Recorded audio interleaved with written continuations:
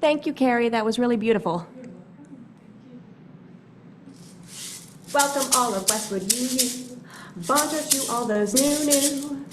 Tante to Reverend Roberts, our speaker for today. Cheers to all our volunteers helping this Sunday. I am Katie. I am a she. I really hope you'll join us for coffee and tea. This service is part of the Meaning Making series. We are part of a group of 13 Canadian Unitarian Universalist congregations who are sharing resources to create an 8-part series on the roots of resilience. This service on Deeply Connected is the second in the series. The sermon is by Reverend Meg Roberts, a Unitarian Universalist serving the Beacon Unitarians in New Westminster and also doing a community ministry using the creative arts to support transformation within communities. For our land acknowledgement, I wrote a poem. We acknowledge those people who were first. In their culture, we'd love to be immersed. Lance Cardinal, George Littlechild, artists who make this land wild. Métis, Cree, Blackfoot too, so much we can learn from you. Beating Bannock, boundless brilliance, boundless motivation from Earth's creations. Ravens, rocks, rivers, wrestling, all life's sensations. We stand on this land upon the shoulders of those who stood. We stand on Treaty 6 because we can and we always could. Our opening words are by Richard Wegamies, who was an Ojibwe author and journalist from the Wabaseemoong Independent Nations in northwestern Ontario. This is an excerpt from his book of meditations, Embers. One windy day in summer of many summers ago, a hawk hurtled straight down at me, 10 feet above my head. She spread her wings and stopped in mid-dive. I heard the whoosh of her wings against the sound of the wind and the exhalation of my own breath. 3 things collided in an instant: wind, hawk, breath. There was no separation. We were connected, joined by air. In the flash of that sacred moment, I understood what it was to be alive. To be connected, to be aware of that connection, to be grateful for it. To breathe is to take in the wind of all breath. To exhale slowly is to open myself and glide over everything I feel. Our words for our chalice lighting are by Reverend Meg Roberts. As we light our chalice, symbol of Unitarian Universalism. Use the mic. Oh. Say it first and then. Yeah. Okay.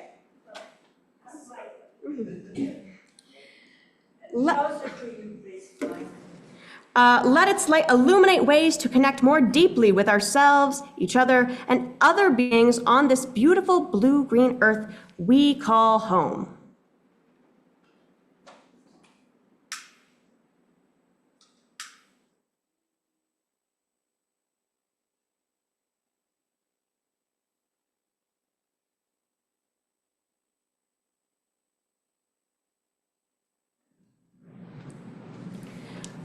We're going to sing congregational song number 407, We're Gonna Sit at the Welcome Table.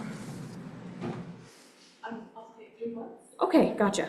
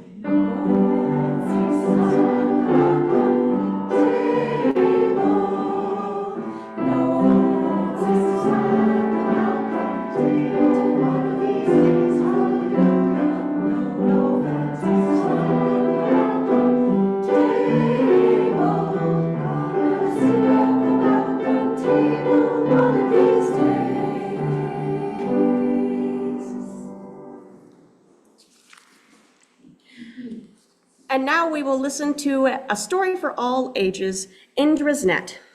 One night, at the end of the Vasa retreats in the Jetvana Park in Sravatsi, one of the followers of Buddha asked him, "Master, what is the ultimate foundation of life and the world?"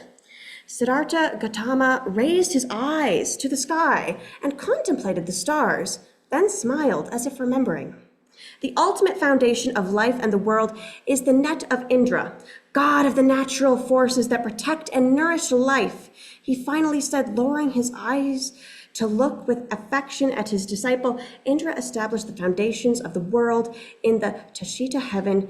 To do this, he hung over his palace on Mount Meru a net of silk threads like a spider web, which extends to infinity in all directions.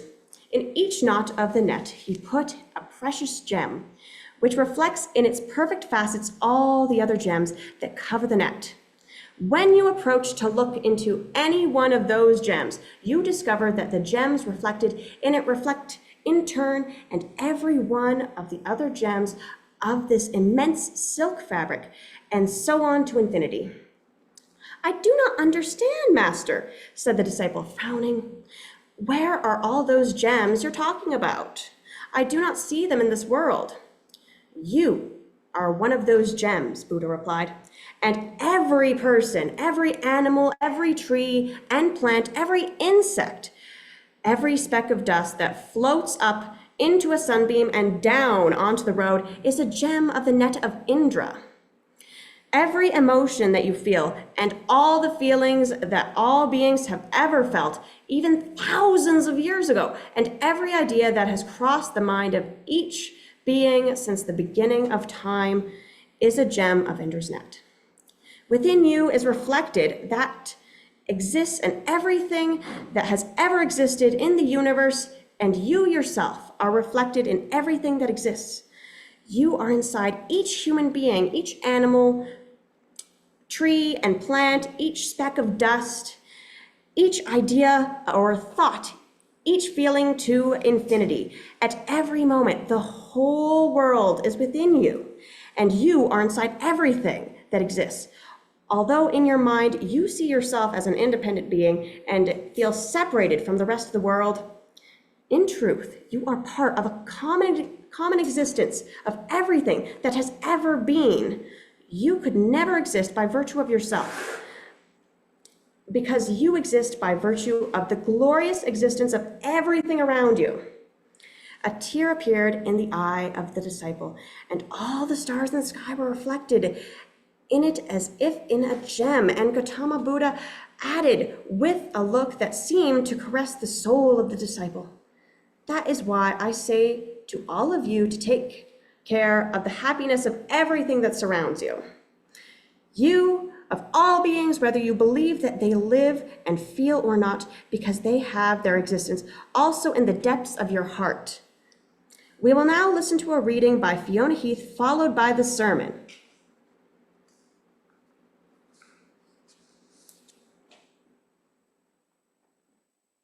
Hello.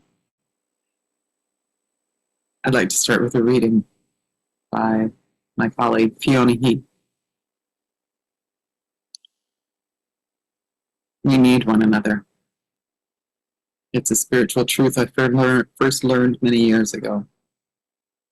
When I was 18, just graduated from high school, we left Mississauga for Saskatoon for my dad's work. It wasn't a surprise, but that made it no less devastating. One of the first nights in Saskatoon, I sobbed for hours and hours. Finally exhausted and drained, I was completely empty. And into that emptiness came a dream, a vision, a sensation. I had a visceral experience of an endless golden net, interwoven and uneven. Some threads were thick, some were thin, some joined up closely, other threads stretched far away into the distance. The net was magnificent, beautiful, comforting. Being held in that net, seeing the threads connecting me, I became aware that distance didn't end my connections. That while I was lonely, I was, in a very real sense, not alone. This web, this sense of being connected by golden threads, has been my go-to in times of trouble ever since. While I never felt it as strongly, as clearly as I did that Saskatoon night, I still have a sense of those golden threads flowing all around me. It reminds me that I am part of the whole, now and always. We are so deeply connected to one another and the earth. We are held in golden threads of love. So ends the reading.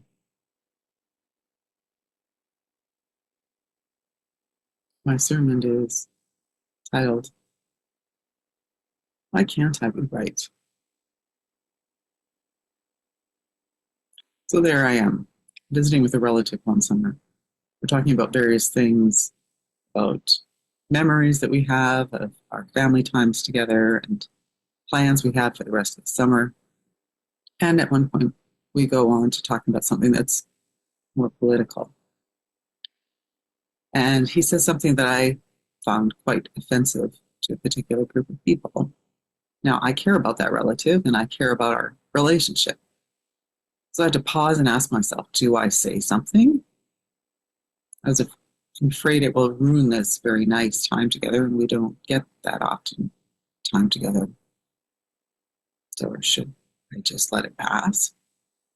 But I know if I do, I'm going to regret it, and I'll feel bad about it.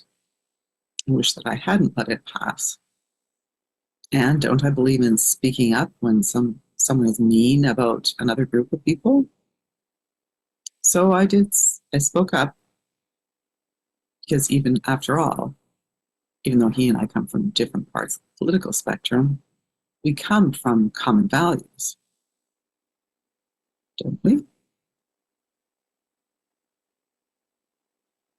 And if he could only understand what I know about that group of people, he wouldn't have said what he said. So I tried diplomatically to explain, because I know that I'm right, and I just have to convince him of my point of view.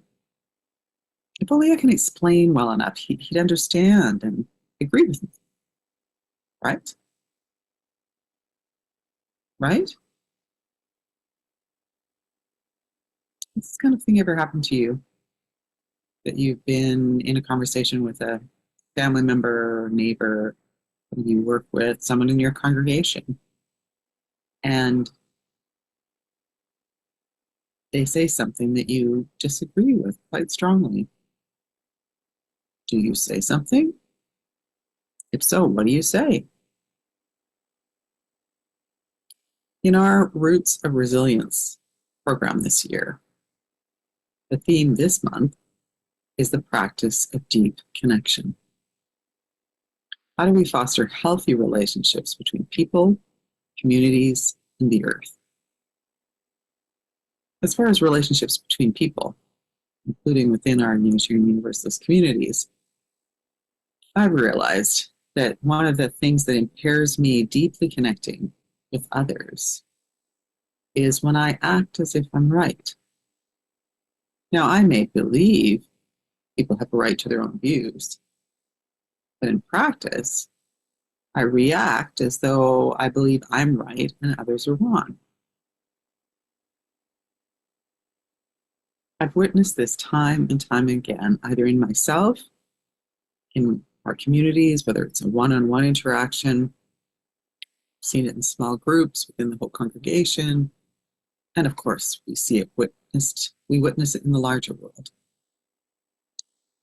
So I got to thinking, what core beliefs would I have to give up to foster healthy relationships amongst and within Unitarian Universalist communities? And what values and practices will help me weave this into my daily life and develop deeper and deeper compassion for myself and for others. So earlier today was a meeting of leaders from the various congregations in the Metro Vancouver area. And besides sharing ideas for all ages programming, different ways to attract newcomers, this question was asked. How do we offer support to our members around election anxiety, both in BC, we have a provincial election coming up in October, and the US election on November 5th. So we went around the table and shared our thoughts and feelings and ideas. By the time you hear this sermon, the election may well be over, but the aftermath won't be. Elections can be divisive within our countries, within our families, and within our congregations. What I said at that leaders' meeting was that at every Unitarian Universalist congregation I have ever served, there's a wide spectrum of political beliefs. And those who aren't in the majority view often gets expressed as freely, and people just assume everybody thinks like they do. The other people who don't think that way just don't speak up. But they do speak up to me. And what makes me sad is that I too have made that assumption. Well, Unitarian Universalists share my values, so they must share my basic worldview, right? Actually, no. We don't always share the common values. We have values that overlap, but we also each have unique values. Values that might come from our family or culture. So I've learned not to assume that everybody has all the same common values. So then, how do we support each other without assuming we all think or vote the same way, especially at times of election anxiety?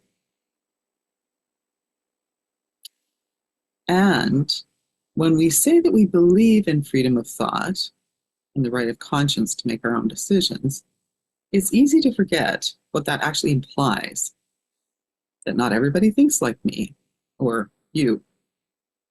And that can be hard and can lead to all kinds of disagreements and conflicts. We know this. So one of the core beliefs that I've had to give up is, while we're very clear that we don't all have the same theological beliefs or philosophies, sometimes some of us forget that not all Unitarian Universalists are on the same section of the political spectrum. And when I talk to those on various parts, they each have reasons that they can explain why they are where they are, and for them, how it links to our Unitarian Universalist principles here in Canada. I also have to give up the core belief that I actually know what other people's experiences are. I don't. I may imagine, but I actually haven't been in their life. I have to learn from them, get curious, and seek to understand it from their point of view and life experience. What led them to their point of view? How does it influence how they live? How do their values reflect that life? And how do my values reflect how I live? I also realize that if I believe in freedom of belief and thought, that includes those who I don't agree with. And what options do I have besides turning away or getting into a big argument? I greatly value our seventh principle, that we are all connected as part of that interdependent web of all existence. So being connected doesn't mean that we have to agree on everything. I don't have to convince you of what I think or believe, and likewise, you don't have to convince me. Instead, we can share, we can seek to understand where we're each coming from, and sometimes we can just agree to disagree and go on and do other things together. A few years ago, I recognized I needed to improve my skills to manage my own reactions and to engage with those who have different ideas from mine and different ways of seeing the world. At the time, the Canadian Unitarian Council hosted a workshop by Dr. David Camp back in 2021. David's book is called Equipping Anti-Racism Allies, Unitarian Universalist Edition. Now, what I learned in this technique was that it's actually applicable for many kinds of differences. Sometimes I have a different point of view about something that I feel strongly about. So aspects of this also apply to that kind of difference. In those cases, it's more really about me listening and learning. And then, if the person is open to it, sharing my point of view. Part of it comes from us having mirror neurons. That is, when somebody shares their story, they're more open to hearing mine. And that's how we get to know each other better. It's really about engaging the differences, not being threatened by difference, exploring where they came from and what they mean to someone. It's not my job to force other people to change. And it's important at times for my integrity, of course, to engage the difference, even when it means sitting in the discomfort of engaging difference. But it doesn't have to mean to get into high conflict. Now, how I feel about the person I'm in conversation with, that's connected to how much I think that they are like me. And the more I will likely feel empathy if I think that they're just like me, or compassion if I think they're a lot like me. This comes from social sciences. I might feel indifferent if I think they're not like me, or even hatred if they are opposite of me and I'm against them. So David Camp explained to us a method to have conversations about, in this case, racism.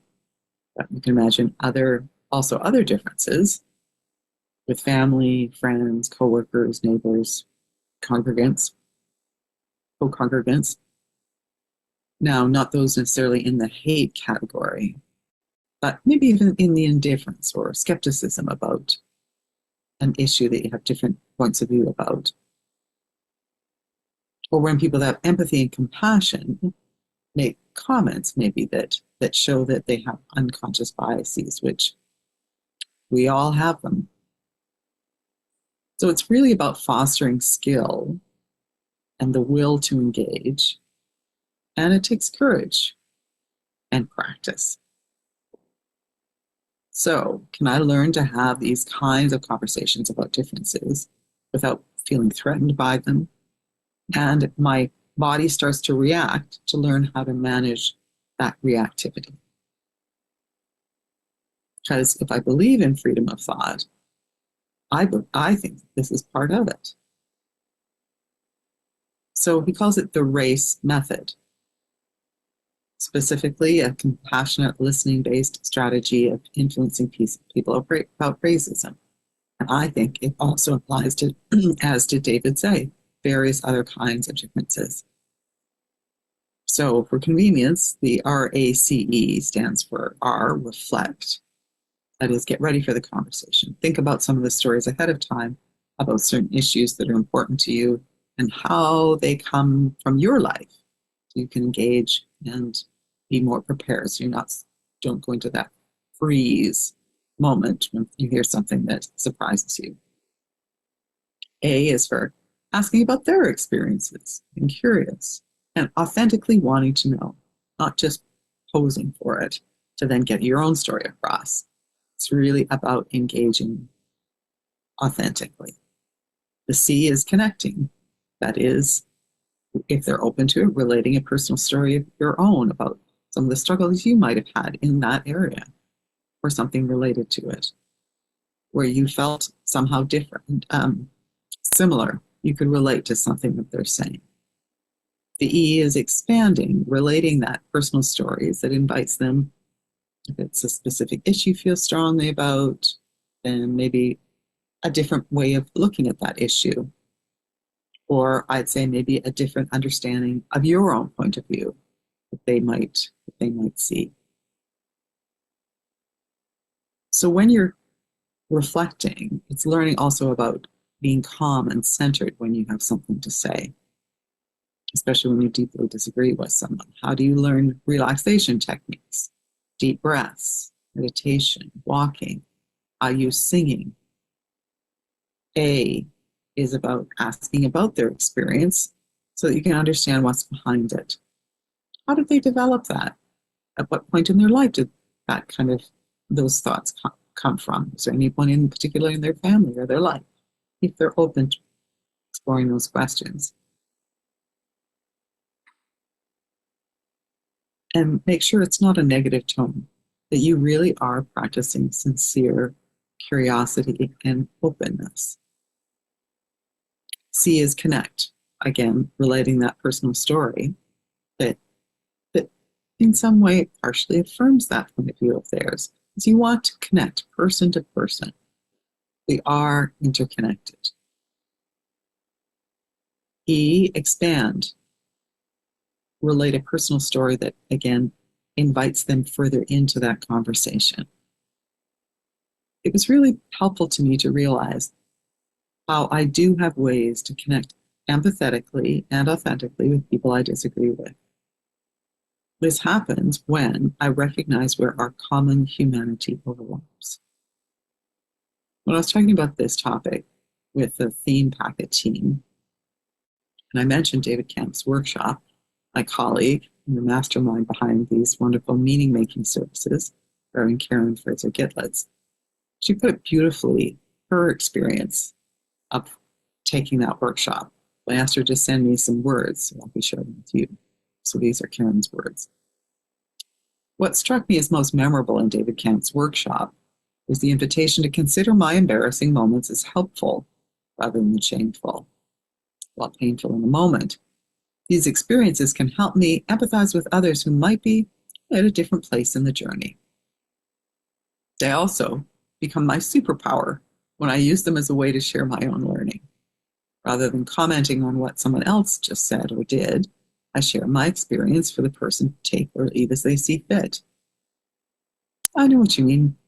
I used to think like that, I say. And I tell them the story about the time I sat in the elder's chair, or the time that I used an idiomatic expression with roots in the colonial worldview. Then I might share how my actions or words landed and what I learned from that experience. Using my own stories in this way has the potential to benefit others, because no one really wants to be critiqued. Stories are more inviting. And this approach also benefits me. She said, when I position myself as a lifelong learner, in this case on an anti-racist journey, I'm reminding myself as well, I'm less likely to feel ashamed and more likely to show up, engage, and be in relationship, which is where the real work, personal and social change happens. So at this time, when there are multiple crises in our world, environmental crises, various wars and other human conflict, we're really still recovering from the pandemic, and people's financial worries because of the economic reality of prices rising. How do we find those internal resources to be able to make space to pause and breathe and not just be reactive when someone says something we disagree with? I imagine you have practices of what helps ground you and centers you. Can you access them more regularly at this time when there's more anxiety generally? How can you care for yourself, for your own well-being and the well-being of those relationships that are important to you, and those of people who might have different life experience and different opinions. Deeply connecting. For me, it's singing as a way of self-regulating my body. I don't usually stop in the middle of a discussion with somebody who have a different point of view with and start singing, like in musicals. Musicals I love, but I try and do it more regularly as a spiritual practice, as a way of just, and I will say I will do it when I'm driving if I'm finding people particularly irritating. And it's a way for me to just connect and wish people well. If they're in a hurry, off to something important, wish them well on the journey with a little song. As we started the service with Richard Wagamese' words about the connection that we have, we continued that in the Story for All Ages in Indra's Web from Buddhism. That connection, the golden threads that Fiona experienced that connect us, and the gems we each are in that interconnected web. The Buddha said we are inside each human being, each animal, tree, and plant, each speck of dust, each idea or thought, each feeling to infinity. At every moment, the whole world is within you, and you are inside everything that exists. That's why I say to all of you to take care of the happiness of everything that surrounds you, of all beings, whether you believe that they live or and feel or not, because they have their existence also in the depths of your heart. May it be so, because we practice to make it so. Mm-hmm.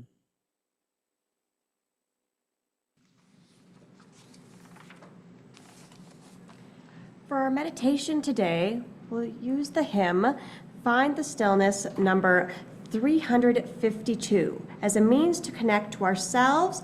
And for a few minutes after we sing, I invite you into a few moments of shared silence. If it is comfortable, close your eyes, or if you are more comfortable keeping your eyes open, then consider lowering your eyes and look at the floor or the seat in front of you, if that works for you. You know your body, do what you need to do to rest in that connection with yourself, and you are held in the golden threads of connection. Take it away, Carrie.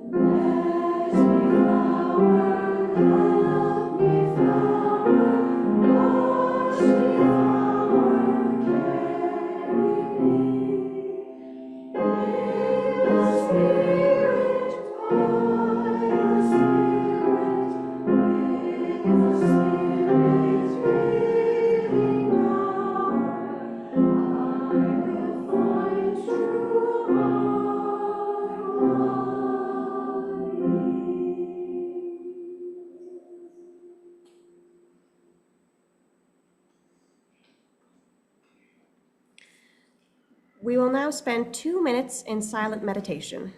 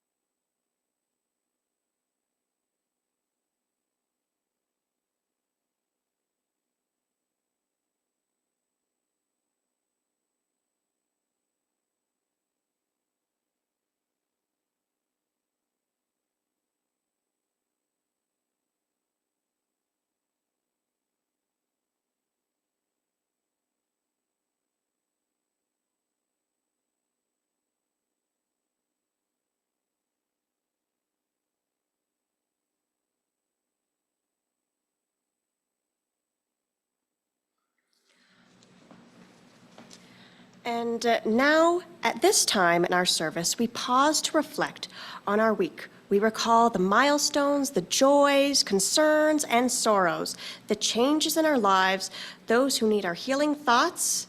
Community is deepened by sharing with each other what's in our hearts. For those of us who are online, please raise your hand so we can acknowledge you as you want to offer a candle of celebration or concern. And for those of us who are in the building, please line up on this side of the sanctuary. We will start with those who are in the sanctuary.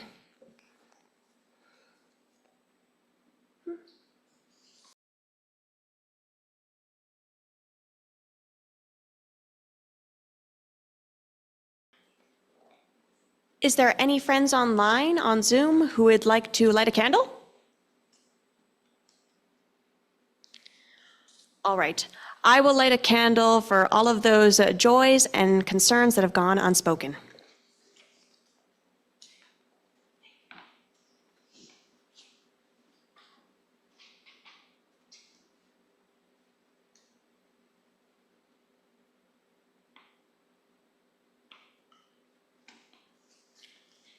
Each week, during our service, we take a few moments to acknowledge the gifts we both bring to and take from this compassionate community.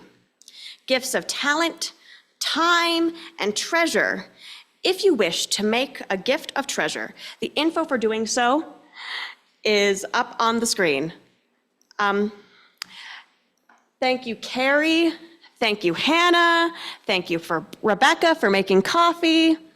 And thank you to anyone who I haven't thanked yet. Please join us in singing From You I Receive.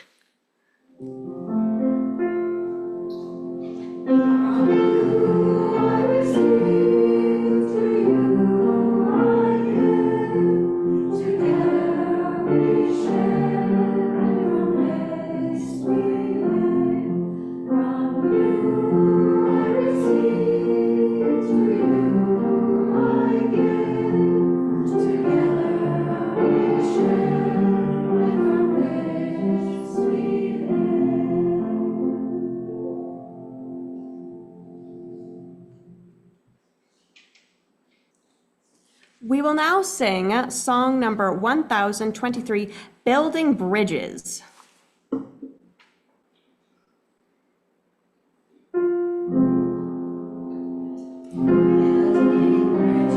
Between